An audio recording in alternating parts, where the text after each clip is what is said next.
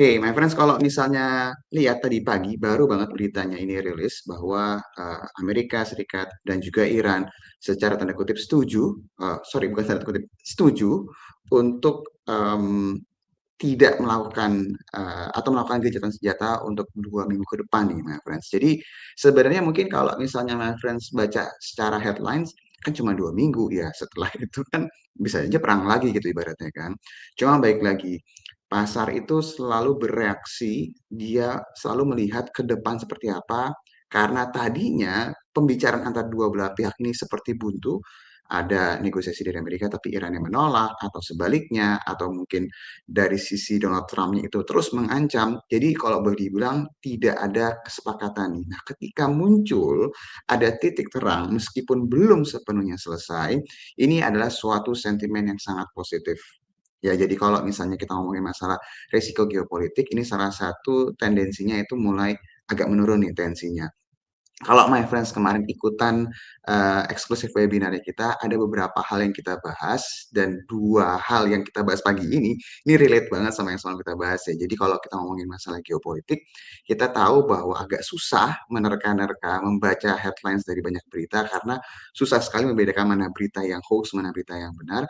Yang mau kita lihat itu adalah reaksi pasarnya. Jadi ketika membaca berita seperti ini, yang segera kita akan cek itu adalah gimana reaksi pasar dan beberapa variabel-variabel lainnya yang mengindikasikan tuh arahnya kemana.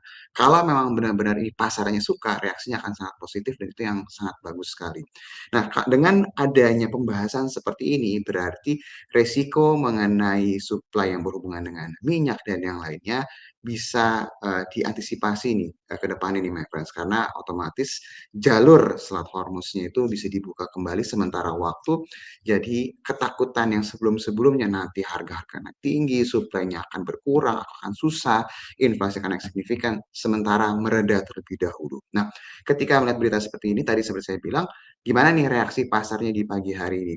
Jadi ada beberapa pasar yang kita perhatikan yang mengindikasikan bahwa apakah marketnya ini sebenarnya merespon itu benar-benar positif atau tidak. Jadi yang semalam ini yang kita bahas, my friends, yang nggak ikutan semalam. Jadi ada beberapa indeks yang kita perhatikan secara seksama.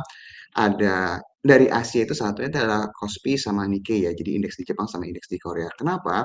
Karena kalau misalnya kalian perhatikan untuk indeks di Korea atau Kospi ini dia rally dari awal tahun bahkan beberapa waktu sebelumnya juga sudah rally ketika ada kita mendapat berita tentang MSCI di akhir Januari, Kospi atau Korea Selatan, Jepang dan beberapa indeksnya lainnya masih terus rally sampai pada akhirnya ada berita Amerika dan juga dengan Iran perang. Baru akhirnya terjadi penurunan.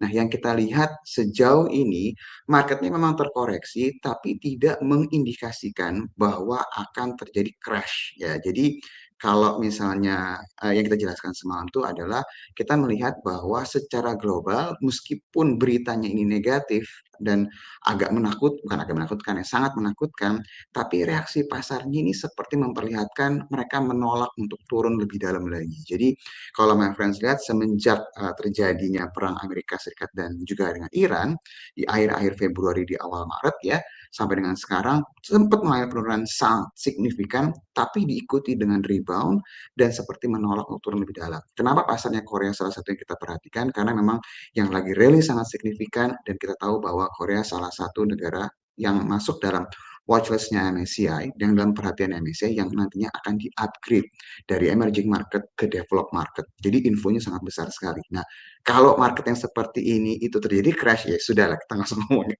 market di Indonesia. Tapi kalau market seperti Korea Selatan ini kuat banget, apalagi mereka terus melawan, berarti kita bisa bilang di Indonesia ketika masalah-masalah seperti MSCI ini clear, kita bisa ikut rally seperti mereka juga. Jadi ini salah satu yang kita perhatikan ya my friends. Dan pagi hari ini my friends bisa lihat langsung merespon kenaikan sebesar 5,75%. Jadi signifikan banget. Di satu sisi, kalau my friends perhatiin, beberapa waktu terakhir ini harga minyak terus mengalami kenaikan, tapi pasarnya menolak turun ya. Kali ini pasarnya mengalami kenaikan setelah berita ceasefire tadi, minyaknya turun sangat-sangat signifikan. Bahkan di pagi hari ini turunnya 14% untuk crude oil WTI ya my friends. Brandnya pun juga mengalami penurunan. Jadi ini kita bisa lihat bahwa reaksi pasar secara tanda kutip setuju ya, atau oke ini narasinya ini oke nih, dan ini kalau kejadian seperti ini seharusnya rally atau kenaikannya sangat signifikan.